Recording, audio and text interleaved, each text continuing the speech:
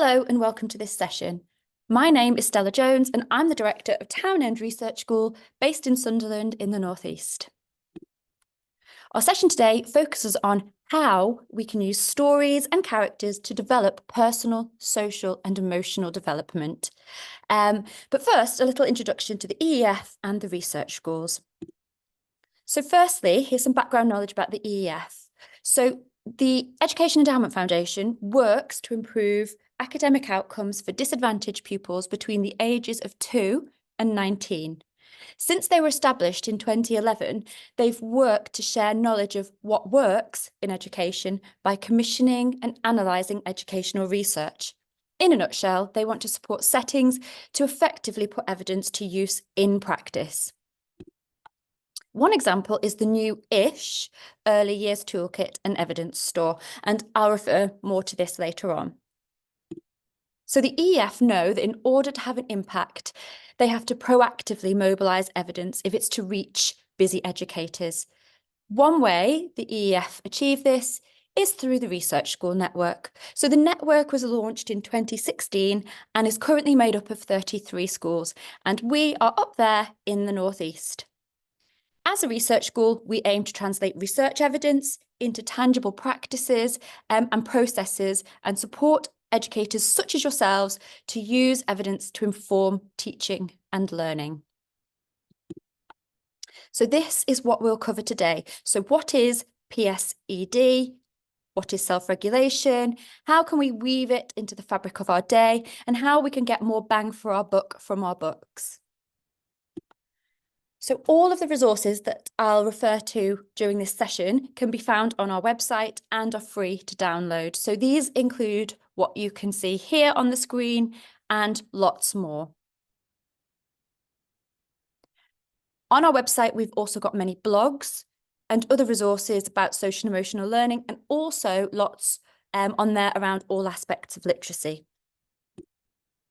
So PSED includes social and emotional learning, SEL, and a child's ability to self-regulate. So PSED approaches develop children's emotional awareness and competence in the way that they interact with their peers, their parents, and other adults. The EEF also produced guidance reports that make research findings more accessible. This Improving Social and Emotional Learning in Primary Schools guidance report will underpin this session. It's freely available to download along with additional supporting resources on the EEF website. SEL is the process through which young people and adults acquire and apply the knowledge, skills and attitudes that we can see there in the diagram that help us to understand ourselves, connect with others, support our goals, and support the people around us. So effectiveness with SEL is intrinsic to every aspect of life rather than something that's done in isolation. It's not just a tack on and add on. It's a set of behaviours, interactions, values, and it cannot be unwoven from day-to-day interactions. SEL skills enable children, family, the wider community to work together so that all young people experience success now and in their later life. So these are the 5 areas of competence, and they are the beating heart of social and emotional learning. So the colourful version in the top right of the screen can be found on page 4 of the guidance report, or I have produced a colourful version on page 4 of the SEL Strategies booklet that can be downloaded from our website. So let's just take a quick walk through what these skills are before we look at how we can develop them during reading with children. So as I said, they're in the booklet to read at your leisure, so I'm just going to talk over them. So the first core competency is self-awareness. When we have self-awareness, we recognise how our thoughts and feelings impact on our behaviour. It can encourage us to make positive changes in our lives because it gives us the power to influence outcomes, helps us become better decision makers, and gives us more self-confidence. We can communicate clearly and intentionally, which allows us to understand things from multiple perspectives. Next, self-management. So as well as leading to more responsible decision-making and a greater awareness of safety concerns, improving self-management skills can enhance academic performance, productivity, and relationships. Social awareness. This can help to establish and maintain healthy relationships and social interactions, and therefore have a positive impact on everyone around us. With regards to equity and diversity, greater social awareness can develop the ability to understand the perspective of and empathise with other individuals, particularly surrounding characteristics like gender, race, religion, age, culture, class, and financial circumstances. Social awareness will inform our ability to navigate social settings, and it supports celebrating and welcoming differences. Relationship skills. So as well as in personal situations with family, caregivers, friends, relationship skills are important at school with peers, teachers, other adults, and in professional areas with our colleagues and our bosses. If we have the ability to form positive, strong relationships with those around us, we are contributing to a more positive society. Relationships are good for us. Relationships protect us when things are difficult, and they aid us to be resilient. Responsible decision-making. As children, or indeed adults, navigate day-to-day life, they are required to make decisions both large and small in a variety of different situations.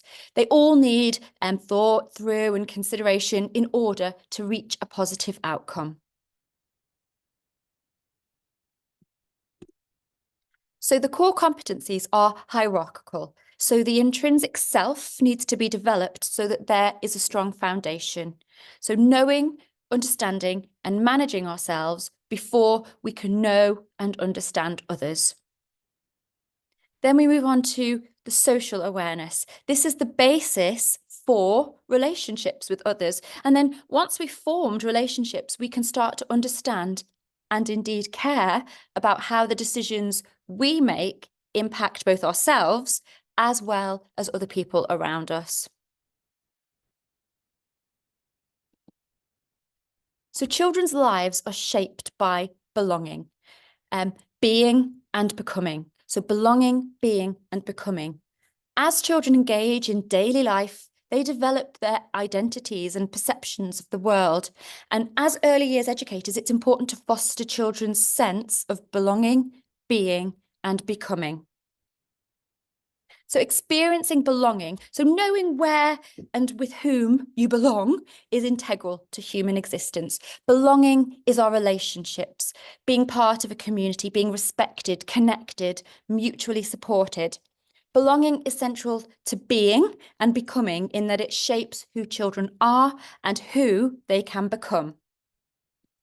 Being acknowledges both the present and past in children's lives. It involves self-awareness, identity development, relationship building, and navigating life's joys and life's challenges. Early childhood isn't just about preparing for the future, it's about embracing the present moment. Becoming captures the constant evolution of children's identities, knowledge, skills, and their relationships during childhood, influenced by various events and situations that they face. It highlights the collaboration among educators, caregivers, families, and children to nurture growth and participation as active citizens. So the EF's Early Years Evidence Store suggests 7 approaches for supporting PSED. So teaching awareness of emotions and feelings. So teaching a child to notice the connection between their physical reactions, feelings, and core emotions such as sadness, anger, happiness, surprise, fear, and disgust. Children are taught to use appropriate verbal communication to express their emotions and feelings. So the existing evidence shows that children as young as 2 years old can benefit from interventions to support with their awareness of emotions. But it is possible that younger children may also benefit. Teaching and modelling managing emotions and feelings. So teaching a child that there are many different ways to manage strong emotions. The child and educator work together using co-regulation and other strategies to manage emotions in ways that do not impact negatively on others, taking account of the social conventions for the environments that they are in. There's evidence that this approach is effective and practitioners have an important role to play in modelling how to manage emotions.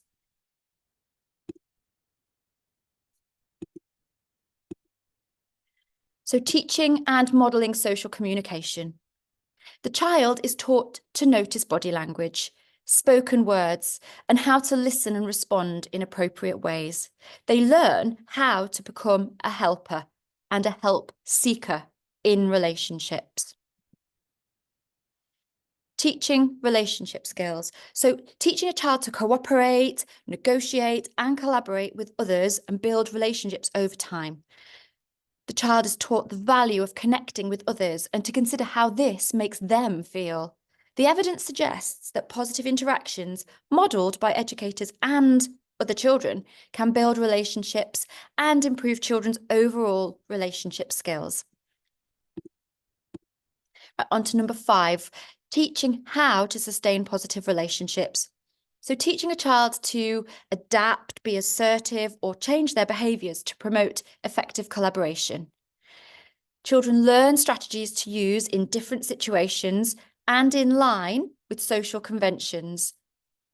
Evidence shows that oral language skills are an important part of sustaining relationships. Educators can introduce useful vocabulary to support children with maintaining relationships.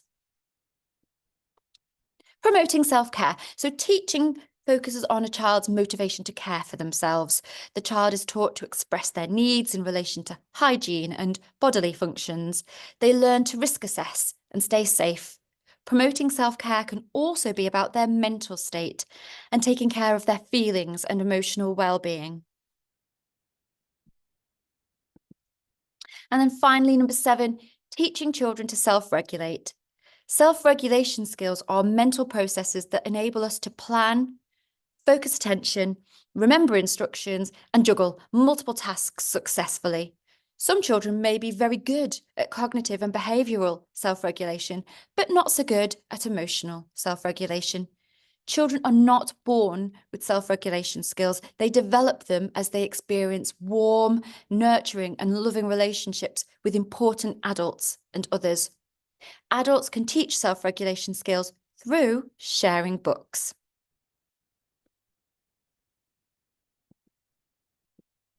So this is a great resource and it can be found in the Early Years Evidence Store. All of these things can be grown and developed through the books that we share with children in our care. So to help children learn how to self-regulate, it is useful to create a shared language and a shared system to discuss emotions, feelings, and thoughts. It's important that both children and adults follow the 3 steps that we can see here on the screen. The walkthrough of the 7 approaches just then mentioned adult modelling a lot. Adults model, verbalise and act out the steps so that children can learn from them and see the approach in action. Regulation is something everyone continually works on, whether we're aware of it or not. We all encounter trying circumstances that test our limits. If we recognise when we are becoming less regulated, we're able to do something about it, to manage our feelings and get ourselves to a healthy place. This comes more naturally for some, but for others, it's a skill that needs more attention and more practice.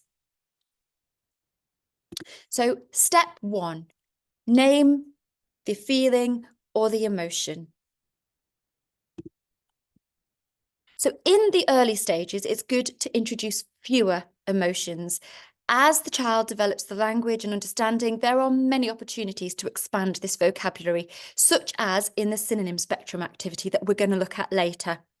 The synonym spectrum looks at different intensities or degrees or scales of words such as irritated, cross, angry, furious. But when children are very young, it might be worth introducing the ideas of shades of feelings by using a colour chart. So if they're angry, for example, here we go, we're angry. Are they a little bit angry? Or are they, middling angry, quite angry? Or are they very angry? It's always crucial if they can give the reason, so say why they feel this way. For example, I feel very worried because I tore the book by accident. I feel angry because Sally snatched my toy away. Language development is central to self-regulation. Children use language to guide their thoughts, actions, and their goals. So moving on to step 2, where we notice the body cues or body signals.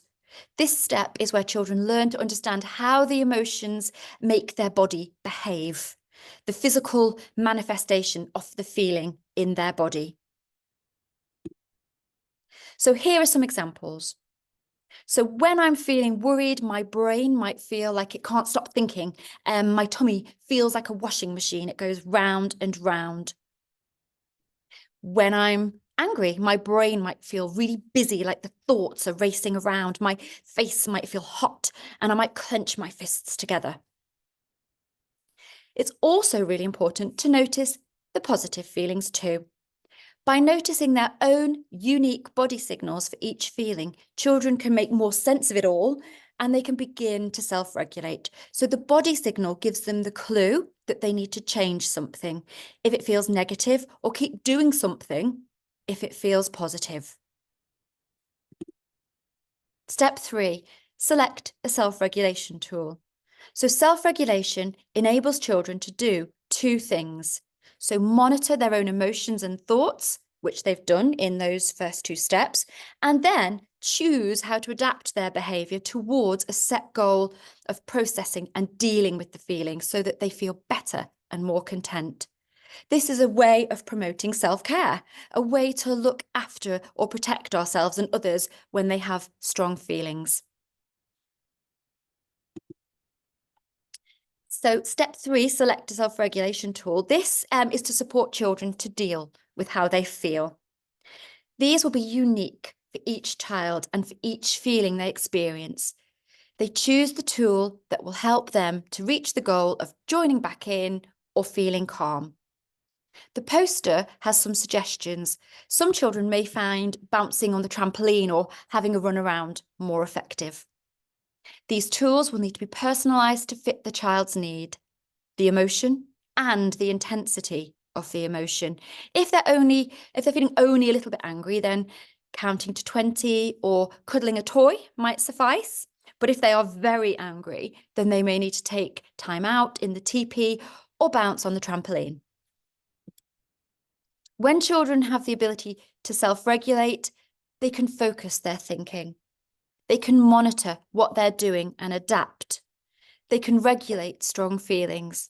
They can be patient for what they want. And they can bounce back when things get difficult.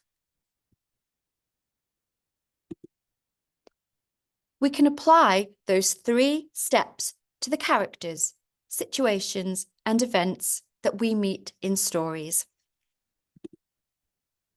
Okay, so these are taken from within the 7 approaches that we went through just a moment ago, and they all mention books, stories, or activities that spring naturally from books. By doing these things, we are also killing more birds with the same stone. So the strategies I'm going to share today support PSED through interactive reading. And interactive reading appears in the evidence store. It's an approach that promotes both communication and language outcomes and early literacy outcomes. So page 5 in our booklet offers some tips to consider when choosing books to share and read aloud with children. choosing interesting and relevant texts that children are motivated to read and understand is an important consideration to make. So it's important to consider how a text may extend children's general knowledge, their understanding of their own and others' states of mind. Text choice really matters. All children deserve to encounter books that provide affirmation by reflecting their realities and broadening their outlook by experiencing realities beyond their own world. To look through mirrors, windows, and sliding glass doors into their own worlds and the lives and worlds of others. Books are a wonderful opportunity to meet similar and different people, to discover new worlds, new places, and emotions. Books provide safe and powerful ways for children to explore, practice, and test out their social and emotional skills. Exploring feelings and emotions through books can support children to see themselves in books, to feel seen, validated, known, valued, and recognised. It can support a sense of belonging, acceptance, and importance. So my absolute favourite author of books specifically designed for exploring feelings is Tom Percival. So his big, bright feelings collection is excellent for exploring specific emotions. The River, The Invisible, and What the Seesaw are amazing too. And these are the ones now that we're going to take a look at. The great news is that PSED can be developed through the themes and situations that arise in the books that we already share with our children. A powerful way is through discussion about books and using active forms of learning. So I'm now going to introduce you some reading strategies that can be used with the books that we will walk through. And these are freely downloadable, as I mentioned earlier, on our website. These are for adults to use with children, almost as a prompt, or just for ideas of activities that you can do and talk through together. I'll be honest, they were written with primary age children in mind, but I'd say the vast majority can absolutely be adapted for younger children too. Okay, so first up is The River by Tom Percival. This is an exquisite, thought-provoking book to help children understand the idea that emotions aren't static, they are ever-changing. And it follows a boy, Rowan, and his emotions before, during, and after he experiences grief and loss. It explores that absence or numbness of emotion that grief can cause. So one of the 12 reading strategies is synonym spectrums.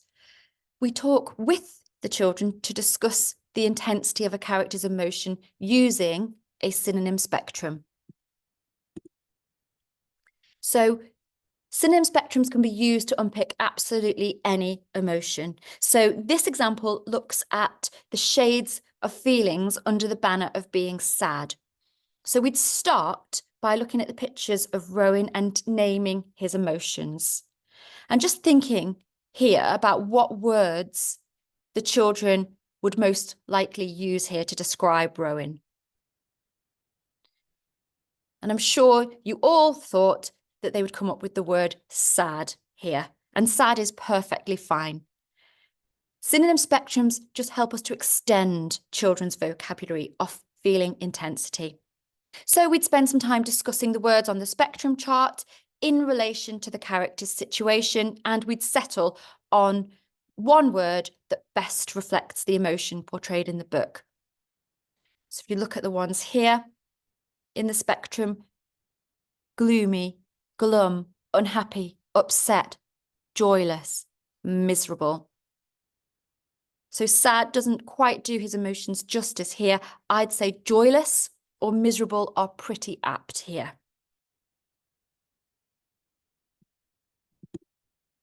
So in this picture, we see Rowan after the grief starts to thaw. He's found a new pet.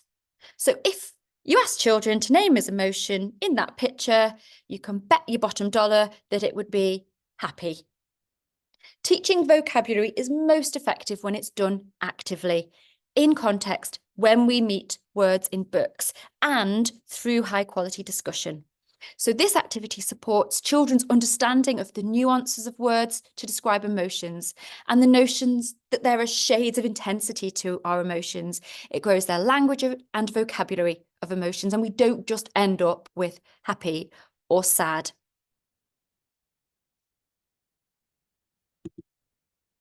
So again, these resources can be found on our website. Vocabulary and language matter. The EEF states that a child's core language acquisition occurs between 1 and 4 years old, with children acquiring basic phonology, syntax, and vocabulary during this period. Evidence indicates that success in literacy relies on the secure development of language, and that these skills are amongst the best predictors of educational success. In a nutshell, research tells us that the size of a child's early vocabulary is a predictor of academic outcome and well-being in later life.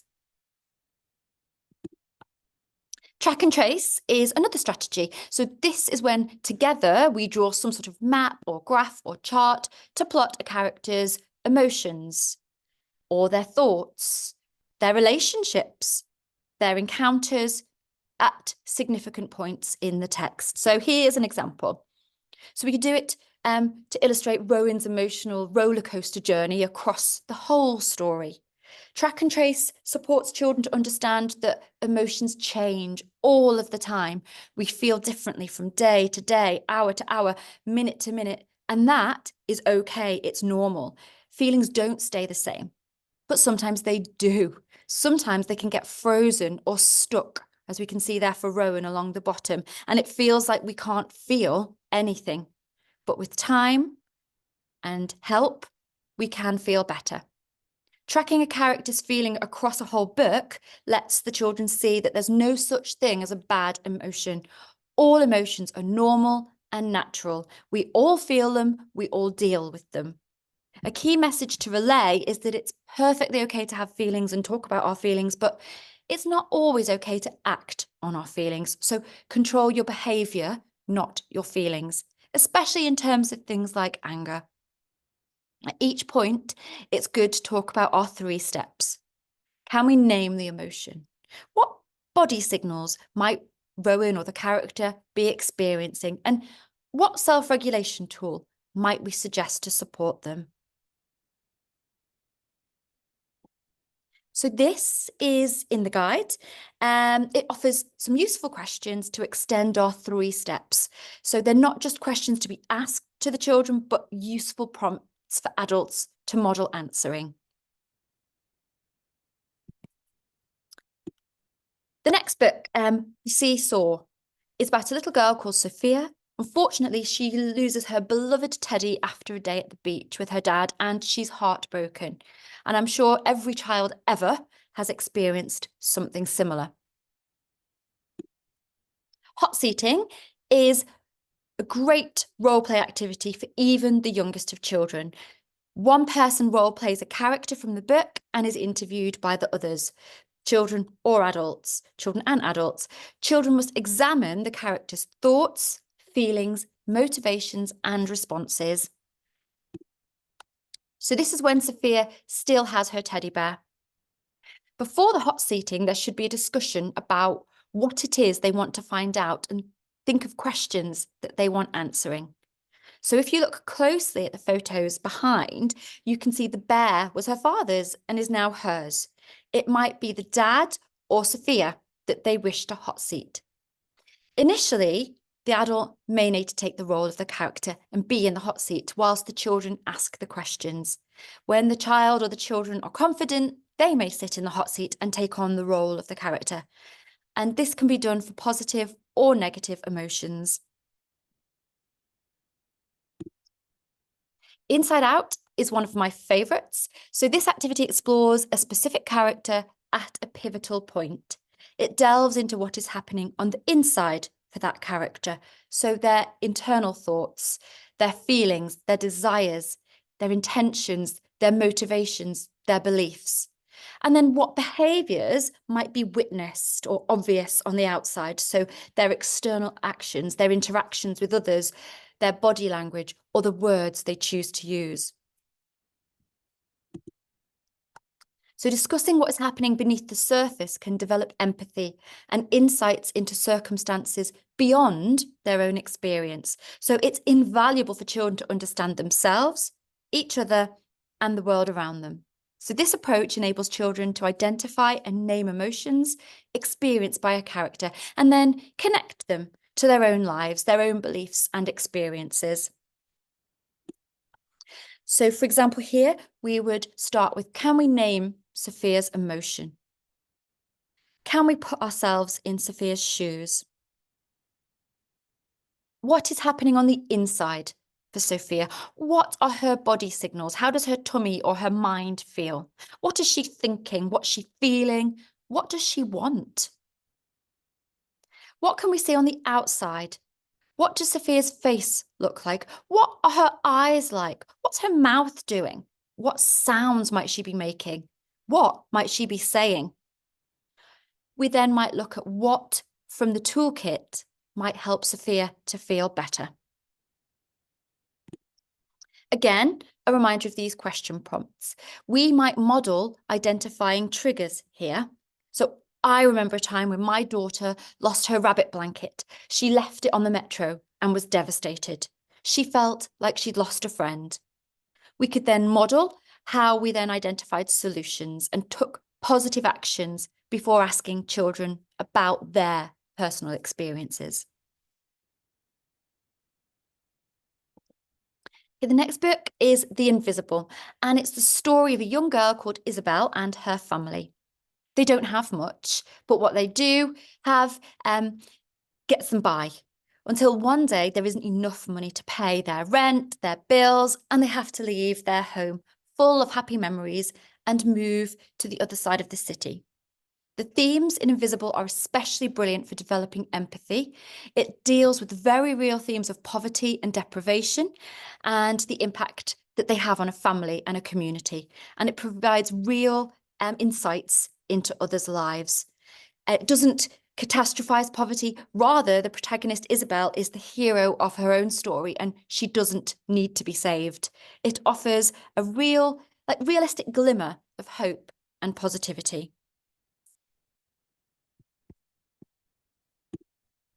So Picture Detective is where we examine an image from the text in detail. So here we might ask the children for their initial reflections on the pictures. What do they notice? What do they see in the pictures? Do the pictures remind them of anything? What do they like? What do they dislike about the pictures? And then together we can discuss, do you have any questions? Is there anything that puzzles you? What do you notice about the colours? Are the pictures light or are they dark? Are they colourful or are they dull? Get in role is where we put ourselves in the character's shoes. So what is their state of mind? What are they thinking? What are they feeling? What are they doing? This again is another role play activity. Together, we can then speak from the character's perspective. So we can give the character's truth. For example, things like the character's stream of consciousness, their version of events, their side of the story, what their diary entry might be if they were to write it down, their inner monologue. We get inside their head, and it provides an ideal opportunity to read body language, to identify and name feelings and emotions, whilst thinking about how the picture reflects moods, the tone, and emotions.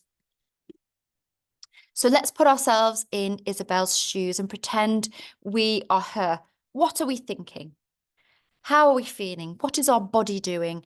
We could play the role of Isabel's parents too. If there are multiple children, they could act out the scene, voicing how they're feeling, what they are thinking, and so on. Again, it's important to role play a range of emotions, especially the positive ones. And again, we could walk through our 3 steps. So we're naming emotions, identifying the body signals, and then thinking about what tools from the toolkit might help us to stay the same, keep the same feeling, or feel differently. One way to use books to promote self-care could be to discuss physical feelings such as being too hot or too cold. So Isabel looks freezing cold here without a coat on in the snow. It could be used as a way to develop vocabulary around feeling cold. So they can talk about how, the scale of how cold she's feeling. What might her body signals be? What should she do to help and take care of herself? It's a great way to develop vocabulary within that synonym spectrum activity. Again, these prompts might be useful to have to hand whenever you're sharing a book. Children thrive on familiarity. They love to hear books read over and over. Sometimes when they bring the same book to you to read yet again, your heart sinks. But this means that they are enjoying the experience and the book. Through the repeated encounters, they are learning the vocabulary, learning about life, emotions, people, places. The books and the characters become a comfort, become their friends. I hope you and they love these books as much as I do, and that you and your children will pick them up time and time again. Okay, so I hope you agree that all of those 7 approaches for supporting PSED can be achieved through the sharing of quality books with children. Through books, we can teach awareness of emotions and feelings. We can teach and model managing emotions and feelings. We can teach and model social communication, teach relationship skills, teach how to sustain positive relationships, promote that self-care, and we can teach children how to self-regulate. So this is why social and emotional learning is so important. There's extensive evidence associating childhood social and emotional skills with improved outcomes at school and in later life in relation to physical and mental health, school readiness and academic achievement, crime, employment, and income. SEL really does matter. Reading allows readers to adopt new perspectives, develop empathy, and become more socially conscious. Books provide safe and powerful ways for children to explore, practice, and test out their social and emotional skills. We can seize on PSED opportunities that crop up in our books.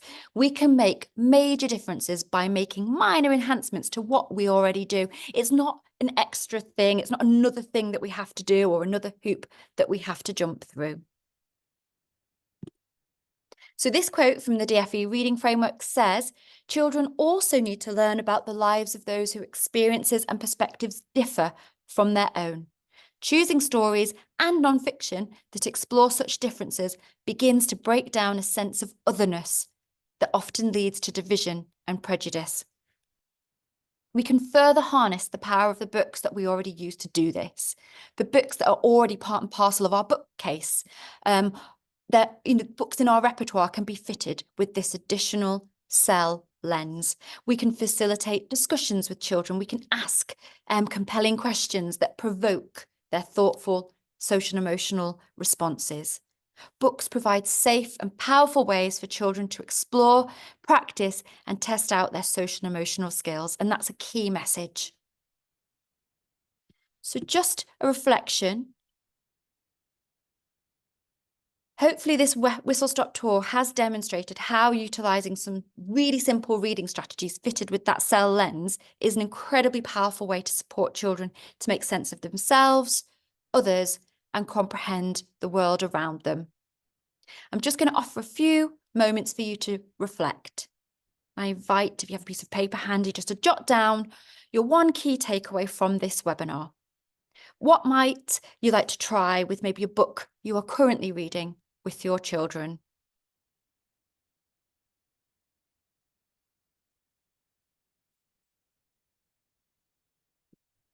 So if you have found this session useful, and I hope you have, there is another recording available. This one is about how to develop high quality interactions through shared reading.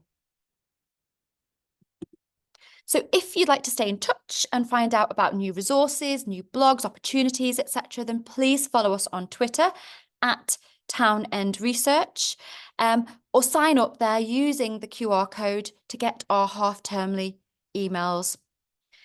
Thank you for your time, and I hope it was useful to you in some way. Thank you.